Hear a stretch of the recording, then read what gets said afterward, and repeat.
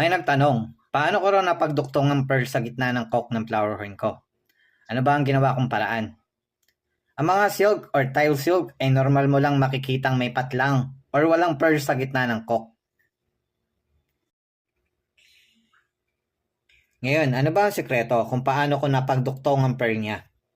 Actually, hindi ko masasabing sikreto ito dahil kasama ito sa grooming routine ko na lahat ng pry ay dapat ilagay sa green water. Eto siya dati, yung mismong nasa galon, kasabay ng mga kapatid niya.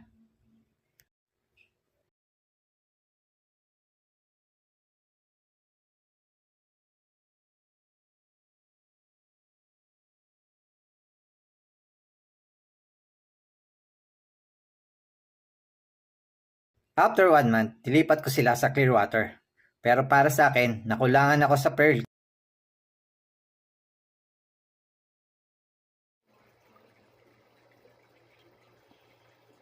Kaya naman I decide na ipagpatuloy ang paggamit ng green water, but this time sa aquarium ko na mismo nilagay ang green water.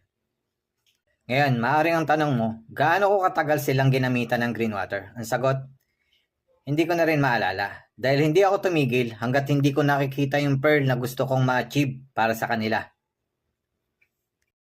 Yan na yung mismong pruweba. Hindi ka pa rin ba maniniwala?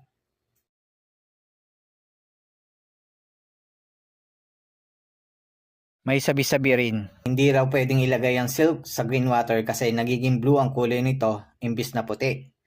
Kung totoo nga yun, edi sana kulay blue na ang kulay nito sa tagal lang nakababad sa green water.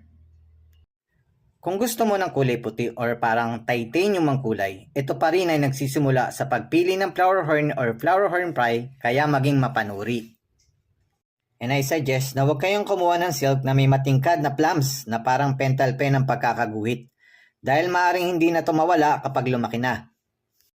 Sa pagpili naman ng possible male na silk, isa lang naman ang sinyales sa pwede mong maging basihan. Dapat maiksi ang nguso nito.